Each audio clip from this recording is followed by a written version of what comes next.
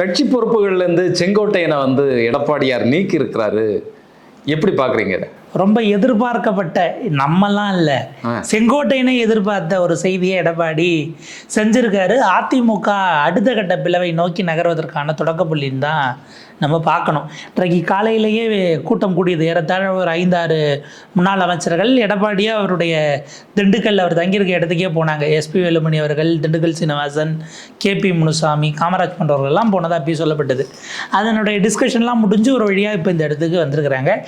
எடப்பாடி ஒரு வார்னிங் கொடுக்குறார். செங்கோட்டையனை போல் ஒன்று சேரணும்னு யாராவது இதுக்கப்புறம் பேசுகிறதுக்கு வந்தீங்கன்னா உங்கள் பதவியும் பிடிங்கிறவன்னு கூட இருக்க செங்கோட்டையனுக்கான வார்னிங்கில் கூட இருக்க அத்தனை பேருக்குமான இங்க கூட போனவங்க எல்லாம் இருக்காங்கல்ல, கூட போனவங்க வேலுமணி கூட போன ஒருத்தவர் தான் நீக்கிறதுக்கும் கூட இருந்தார். நீங்கள் அதிமுகவினுடைய அமைப்பே அப்படி தான் வச்சுக்கோங்களேன். சசிகலா அம்மாட்ட போய் காலில் விழுந்து நீங்கள் தான் பொதுச் செயலாளர்னு கேட்டவங்கெல்லாம் அவங்கெல்லாம் கூடி தான் அப்புறம் அந்த அம்மையாரை கட்சியை விட்டே நீக்கினாங்கிறதுலாம் நடந்தது. அதிமுகவினுடைய அந்த அமைப்பே அப்படி தான். இப்போ செங்கோட்டையன்ட்ட கேட்குறாங்க, மகிழ்ச்சி அப்படின்னு ரஜினி ஸ்டைலில் அவரும் பேசியிருக்கிறாப்புல. மகிழ்ச்சி அப்படின்னு பேசிட்டு எம்ஜிஆர் ஆதரவாளர், எம்ஜிஆர் பக்தர், ரஜினியினுடைய அந்த வசனத்தை கடன் வாங்கி மகிழ்ச்சி அளிக்கிறது தர்மம் வெல்ல வேண்டும் அப்படின்னு அவர் சொல்லிட்டு, ஏற்கனவே ஒருத்தர் வந்து தர்ம போராட்டம் நடத்தினாரு. தர்ம போராட்டம் பண்ணவருக்கு ஆதரவு அளிக்க போய் தான் இப்போ இவர் வந்திருக்கிறார். இவர் 2வது ஓபிஎஸ்ஸாக தெருவில் நிற்க போகிறாரா? ஏன்னா அவரே மொதல் ஓபிஎஸ் ஜெயிச்சிருந்தா நீங்கள் 2வது ஓபிஎஸ்கலாம். இன்றைக்கி சினிமாவுக்குலேருந்து அரசியலுக்கு வந்த அத்தனை பேரும் எம்ஜிஆர் 90களிலேருந்து வந்தவங்கெல்லாம் எம்ஜிஆரை கோட் பண்ணாங்க. எம்ஜிஆர் இருந்த வரைக்கும் வந்தவங்க யாரும் நான் எம்ஜிஆர் அவன்னு சொல்லலை. அவர் இறந்த பிறகு வந்தவங்கெல்லாம் எம்ஜிஆரை கோட் பண்ணாங்க. ஏன்னா அவர் ஜெயிச்சிருந்தார். இப்போ யாராவது வந்து அரசியலில் ஒரு சினிமாக்காரர் நான் டிஆர் ஆவேன், நான் ராமராஜன் ஆவேன் அப்படின்லாம் ஏன் சொல்கிறது இல்லை அப்படின்னா அவங்க ஜெயிக்கலை. அப்போ இவர் இன்னொரு ஓபிஎஸ் ஆனால் முதல் ஓபிஎஸ் ஜெயிச்சிருந்தா தான் அவரை மாதிரி இவர் அப்படின்னு பேசலாம். இங்கே கூட பாஜகவினர் சொன்னாங்க, நாங்கள் தமிழ்நாட்டில் ஒரு ஏக்நாத் ஷிண்டேவை உருவாக்குவோம் அப்படின்லாம் பேசிகிட்டு இருந்தாங்க. செந்தில் பாலாஜி இப்படி ஆவாரம்லாம் பேசுகிறாங்க. அங்கே பெரிய கட்சியாக இருந்த சிவசேனாவை உடைக்கிறதுக்கு ஏக்நாத் ஷிண்டேவை பிடிச்சோங்கிறது தான் அவரோட அர்த்தம். உடைச்சது சரி. இன்றைக்கி வரைக்கும் அவர் முதலமைச்சராக இருந்தார், இன்றைக்கி துணை முதல்வராக இருக்கிறாரு, ஏதோ ஒரு வகையில் இருந்துட்டு போகிறார், இன்றைக்கி வரைக்கும் பவரில் இருக்காருன்னு வச்சுக்கலாம். இங்கே ஓபிஎஸ்ஸே ஒன்றும் இல்லைன்னும் போது இது என்னவாகுது? அதை விட மிக முக்கியம், 2016 ஜெயலலிதா அம்மையார் மறைவுக்கு பிறகு மயிலாப்பூரில் இருக்கக்கூடிய நம்முடைய ஆடிட்டர் குருமூர்த்தி அவர் கை வச்சதெல்லாம் என்னவா ஆச்சுங்கிறத நம்ம பார்க்கணும். அதில் ஒன்றா தான் செங்கோட்டையனுடையும் போய் சேர்ந்துருக்கிறது. ஆக்சுவலாக நேற்றைக்கே என்ன பேசப்பட்டது அப்படின்னா, அந்த பார்வையும் சரியானதுன்னு நான் பார்க்குறேன். கெடுன்னு ஒன்று செங்கோட்டையன் வைக்கிறதே எடப்பாடி பேச்சுவார்த்தைக்கு வரக்கூடாதுங்கிறதுக்காக தான். ஏன்னா நீங்கள் எப்போ பொதுச் செயலாளருக்கு நீங்கள் கெடு அப்படிங்கிற வார்த்தையை சொன்னீங்கன்னா, இவர் பேசுவதற்கு முன்பாக இப்படி ஒரு திட்டத்தை எடப்பாடியே சொல்லி பேசலான்றக்கேன்னு சொல்லியிருந்தா அது வேற. அதை நாங்கள் ஆதரிக்கிறோம்னு நம்ம பேசிட்டு இருக்கோம். உள்ளுக்குள்ளாலே சொன்ன பிறகு அவர் வராருன்னா பயந்துட்டாருன்னு அர்த்தம் அப்படின்னு ஒரு பார்வை வரும்ல. அவர் கெடு கொடுத்த பிறகு அதை எடப்பாடி ஏற்றுக்கொள்கிறாரு அப்படின்னா அவர் இறங்கி வராரு, பயந்துட்டாரு அப்படிங்கிற இமேஜை தனக்கு வருவதை இந்த தலைவர் விரும்ப மாட்டாங்க. அப்போ இது நடக்கும்னு தெரிஞ்சுதான் 10 நாள் கழித்து நாங்கள் ஒருங்கிணைப்போம்னாரு. இன்னிலிருந்து கூட ஒரு ஒருங்கிணைப்பு ஆரம்பிச்சிடலாம் என்கிற நிலைக்கு இது நகர்கிறது. எடப்பாடி பழனிசாமி ஜெயலலிதா அவர்களுடைய ஸ்டைலில் நானும் முடிவெடுக்கிறேன் அப்படிங்கிற வகையில் முடிவெடுத்திருப்பதாக அப்படின்னு அவர் நம்பி நம்ம இதை பார்க்கலாம். செங்கோட்டையன் மட்டுமல்ல, இதில் ஒன்று பார்க்கணும். செங்கோட்டையனை ஈரோடு மேற்கு மாவட்ட செயலாளர் ப்ளஸ் கட்சியினுடைய அமைப்பு செயலாளர் பொறுப்பிலிருந்து நீக்கினாங்க. இது பதவி பறிப்பு நீக்கம். இதுக்கு முன்பாக அமைப்பு செயலாளராக இருந்தவர் தான் அன்வர் ராஜா அவர்கள் நினைக்கிறேன். இன்னொரு அமைப்பு செயலாளர் ஜெயக்குமார்னு அங்கே தான் இருக்கார். இது போக ஒரு 6 பேர் செங்கோட்டையனுடைய ஆதரவாளர்கள். அவங்க அங்கே ஈரோட்டில் ஒன்றிய செயலாளராக, அதே போல் வந்து பார்த்திங்கன்னா பல ஒன்றிய செயலாளர்கள், அதே போல் அடுத்த நிலையில் இருக்கக்கூடிய ஐடி விங் பொறுப்பாளர்கள், இவங்களெல்லாம் நீக்கி இருக்கிறார் அந்த பதவியிலிருந்து. செங்கோட்டையன் ப்ளஸ் ஆதரவாளர்கள். அவருடைய அவங்க எல்லாம் எதுவுமே பேசலையே, இப்போ கூட போய் கூட்டத்தில் கலந்துக்கிட்டாங்கல்லங்கிறது இருக்கு இல்லையா. ஒட்டுமொத்தமாக ஈரோடு மாவட்டத்தை புதுப்பிப்பதற்கு செங்கோட்டையனை நகர்த்திட்டு அதிமுகவுக்கு வேறு ஆட்களை போடுறதுக்கான தொடக்க புள்ளியா நம்ம இல்லை. செங்கோட்டையனுக்கு ஒரு பலம் இருக்குல்ல, கட்சியில் வந்து பொதுவாகவே செங்கோட்டையனுக்கு ஒரு பலம் இருக்குது. அதனுடைய அடிப்படையில் தான் பாஜக வந்து இவரை மேலிடத்துக்கு கூப்பிட்டு பேச்சுவார்த்தை எல்லாம் முதல்ல நடத்துனாங்க, கூட்டணி அமைக்கிறதுக்கு முன்னால். அப்போ இது ஒரு மிக மோசமான இடத்துக்கு அதிமுகவை தள்ளாதா? இல்லை, செங்கோட்டையனுக்கு கட்சிக்குள்ள மரியாதை இருக்குது. கட்சியினுடைய விசுவாசி, நீண்ட ஆண்டுகள் காலகட்டத்தில் இருந்தவர் சீனியருங்கிற வகையில் மரியாதை இருக்கும். ஏன்னா அதிமுகவுடைய முதல் பொது தேர்தலிலிருந்து அவர் போட்டியிடுகிறார். 1977 அந்த ஃபஸ்ட் எலெக்ஷனில் அவர் போட்டியிடுறாரு. அதற்கு முன்பாக அனைத்து இந்தியன்னு பெயர் மாற்றின அந்த பொதுக்குழுவை அவர் நடத்தி இருக்கிறார். அவர் தான் அதனுடைய பொருளாளர் அந்த காலகட்டத்தில் இருந்தார் என்கிற வகையில் மரியாதை இருக்கிறது. அவருக்கு பலம் இருக்கானா கிடையாது. நேற்றைக்கு அவரோட உட்கார்ந்துருந்தவர் ஒரே ஒரு எம்எல்ஏ, இப்போதைய சிட்டிங் எம்எல்ஏ, ஒரு எக்ஸ் எம்பி சத்யபாமா அவர்கள் உட்கார்ந்துருந்தாங்க, ஒரு பன்னாரி அவர்கள் உட்கார்ந்துருந்தாங்க. அவ்வளவுதான். அந்த ஒரு தொகுதி அதை தாண்டிய அடுத்த மாவட்டத்தில் கொஞ்சம் வரைக்குங்கிறது தான் அவருடைய அதிகபட்ச செல்வாக்காக இருக்க வாய்ப்பு இருக்கிறது. அதை தாண்டி அவர் முடிவெடுக்கக்கூடிய வகையில் அங்கே இருக்காரானா இல்லைங்கிறது தான் யதார்த்தமாக இருக்குது. இப்போ ஈரோடு மாவட்டம் சென்ட்ரிக்காக அவர் ஒர்க் பண்ணலாம், அதிமுக ஸ்பாயில் பண்ணலாங்கிறது அது ஒரு மாவட்டம் தான். அதாவது இப்போ எதில் யோசிக்கணும்னா, கொங்கு மண்டலம் என்பது அதிமுக பாஜக கூட்டணிக்கு சாதகமாக இருந்ததாக பார்க்கப்பட்ட நிலையில் இதில் ஒரு மாவட்டம் அடி வாங்குகிறது அப்படிங்கிற வகையில் அது பார்க்கப்படணுமே தவிர, அதை தாண்டி இப்போ நேற்றைக்கே ஆதரவு குரல்கள் பின் நாளைக்கு நாளை பின்ன கூட வரலாம். ஆனால் இப்போ அவரை நீக்கக்கூடிய அளவுக்கு போயிருக்கக்கூடிய சூழலில் கூட போன அந்த மற்ற 5 பேரே வாய் திறக்கல. நீக்கிற ஒரு குழுவில் இருந்தவர் வந்து இங்கேருந்து தானே உட்காந்துருக்காரு எஸ்பி வேலுமணி. அதாவது மோடியவே அவர் சந்திச்சாருன்னெல்லாம் அவர் பொதுவெளியில் போட்டு விட்டார்.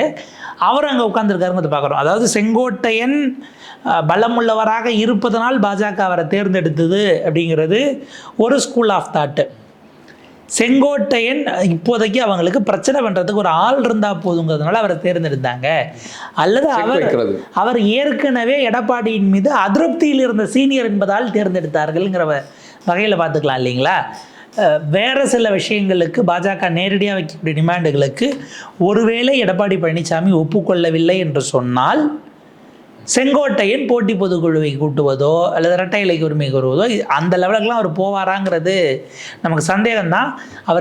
அவர் நேற்றைக்கு பேசிய பேச்சும் கூட ஒரு கட்சியினுடைய தொண்டராக விசுவாசியாக பேசினதாக தான் கட்சி தொண்டர்களால் பார்க்கப்படுது. சாஃப்டாக தான் இருந்தது அந்த உரையெல்லாம். எந்த வகையிலும் அது வந்து எடப்பாடி பழனிசாமி அவர்களை நேரடி சவாலுக்கு அழைப்பதாகவோ இல்லை அதாவது இந்த 3 நாள் அவர் சொன்னதும் நடுவில் கொடுக்கப்பட்ட பில்டப்புகளுக்கு அது உகந்த பேச்சா அது இல்லை. மக்கள் பல பேர் டீசரை பார்த்துட்டு படத்துக்கு போய் டீசருக்கு அப்படி இருந்தது இதில்டா இப்படி இருக்குது அப்படின்ற மாதிரி உப்புமா கிண்டி வச்சுருக்காங்கிற மாதிரி அப்படியான சிக்கல்கள் அப்படியான ஒரு பார்வையும் அதன் மீது வைக்கப்பட்டது. அந்த பில்டப் லெவலுக்கு இல்லையப்பா அப்படின்னு. பட் அதை தாண்டி நம்ம அடுத்த கட்டத்துக்கு பார்க்கும்போது செங்கோட்டையனுக்கு வந்திருக்கக்கூடிய ஆதரவு வட்டம் அப்படிங்கிறது இருக்கு இல்லையா, முழுக்க எக்ஸ்டர்னலாக வந்தது தான். ஒருவேளை இன்டர்னலாக யார் வேணாலும் ஃபோன் பேசியிருக்கலாம். வெளியில் வரத்திங்களுக்கு பயமாக இருக்குன்னு நீங்கள் பேசினது தான் சரி, எங்கள் எண்ணமும் அதுதான். ஏன்னா திரு எஸ்பிஎல் அவர்கள் அந்த காலகட்டத்தில் அவங்க 6 பேர் போயிட்டு இருந்தது அவர் தான் உடைச்சது.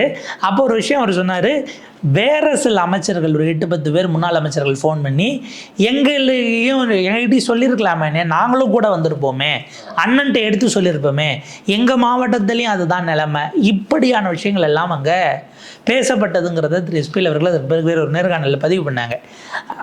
அதிமுக தொண்டனுடைய குரலாகத்தான் அது இருக்கிறது. இப்போ என்னென்னா, செங்கோட்டையனை இதோட அவருக்கான ஆதரவு வட்டம் பெறுகிறதுக்கு இடம் கொடுக்காமல் எடப்பாடி அவர்கள் நீக்கி தன்னுடைய அதிகாரத்தை காட்டியிருக்கிறார். இப்போ 2 பேருமே செங்கோட்டையின் எதிர்பார்த்தது நம்மளா வெளியில் போகக்கூடாது அப்படிங்கிறது. எடப்பாடி நானாக வெளியில் அனுப்பலை, ஏன்னா கட்சி பொறுப்பை தான் எடுத்திருக்கேன். நீங்கள் சராசரி தொண்டராக தொடரலாம், எம்எல்ஏவாக இருக்கிறீங்க, இருந்துட்டு போங்க. இப்போ இது அடுத்த கட்டத்துக்கு எந்த யார் நகர்த்த போகிறா?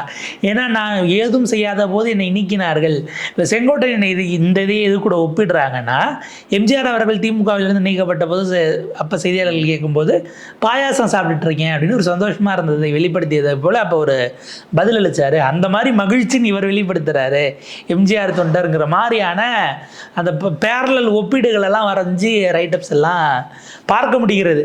இதை யார் ஜெயிக்க போகிறா தோக்க போகிறாங்கிறத தாண்டி அதிமுக பலவீனம் அடைஞ்சிருக்குன்னு தான் நம்ம பார்க்கணும். இல்லை, இதில் ஏற்கனவே இவர் இப்படி பேசும்போது இப்படிப்பட்ட நிகழ்வுகள்லாம் நடக்கும், எடப்பாடி அவர்கள் நீக்குவார் இப்படிங்கிற ஒரு தாட்டும் இருந்திருக்கும்ல. என்னென்ன நடக்கும், அடுத்தது நம்ம என்ன செய்யணும் அப்படிங்கிற ஒரு திட்டத்தோட தானே இவர் களத்தில் இறங்கியிருப்பார். நீக்கிறதுக்காக தான் அவர் நேற்று பேசியது அப்படிங்கிறதையே நான் பார்க்குறேன். அவர் நீக்க வேண்டும் என்பதற்காகத்தான் நான் பேசவே செய்தேன்கிறது தான் அவருடைய பின்னணி சூட்சுமமாக இருக்குமோன்னு. ஏன்னா கெடுங்கிற வார்த்தையை அவர் பயன்படுத்தாமல் இருந்திருந்தால் கூட அது சாஃப்ட் டோனில் பார்க்கப்பட்டிருக்கும். இதை ஒட்டுமொத்தமாக ஏற்றுக்க முடியாதுன்னு அவர் இல்லைன்னு அவர் சொல்லிட்டு போயிருந்திருக்கலாம். எடப்பாடி பழனிசாமி கான்ஷியஸாக இது அவர் ப்ரெஸ்ஸை சந்திக்காமலே இருக்கார் பாருங்க. கெடு விதிச்ச அன்னைக்கு அவரை ஒரு வழியாக மடக்கி மைக்கை போட்டாங்க. அவர் சொன்னார் சாயங்காலம் மீட்டிங்கில் பேசுகிறேன்ட்டு போயிட்டார். நானும் அந்த மீட்டிங் கூட்டத்தை ஃபுல்லாக கேட்டேன், எதுவும் வரல. முதல்ல மேலூரில் பேசினது, அதுக்கு பிறகு உள்ளே போகிறாரு மதுரையில், மதுரை மத்திய அல்லது மதுரை தெற்கு, மதுரை வடக்குக்கு போயிருப்பார் நினைக்கிறேன். ஸோ மதுரையில் அன்னைக்கு மதுரையில் தான் இருந்தாப்புல இப்படி ஒரு பதிலை சொல்லிட்டு அவர் நகர்ந்துட்டார்.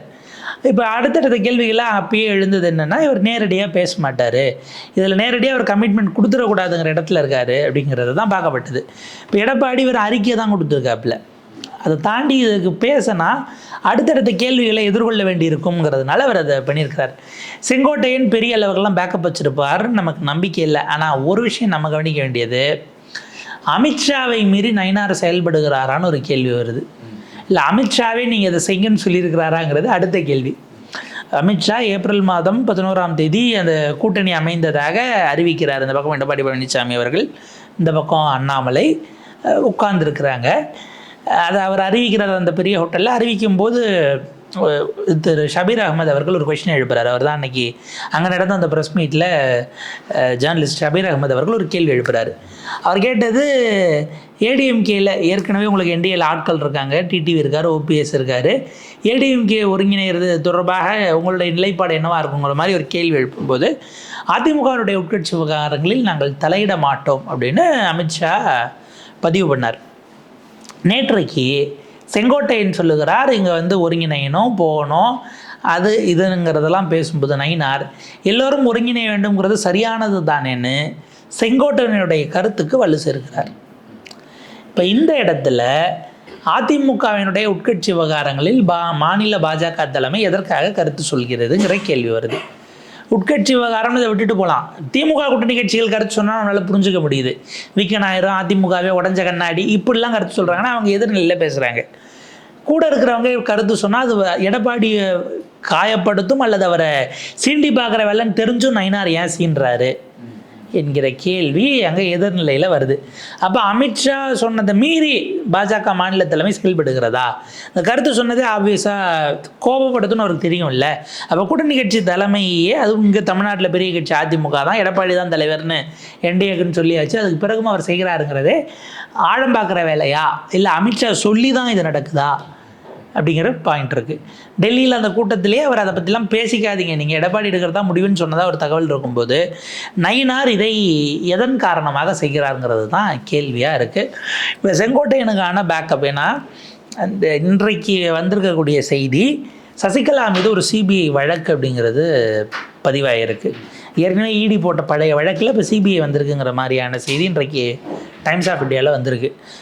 அந்த டிமானிட்டைசேஷன் பணம்லாம் செல்லாதுன்னாங்களா, அப்போ ஒரு 450 கோடி ரூபாய் பழைய 500,000 கொண்டு போய் கொடுத்து ஒரு சுகர் மில்ல சசிகலா அவர்கள் வாங்கியிருக்காங்க அப்படிங்கிற வழக்கு பதிவாகி அதில் அமலாக்கத்துறை உள்ளே வருது. 2020 அவங்க ஜெயிலில் இருக்கும்போதே கேஸாக போடுறாங்க.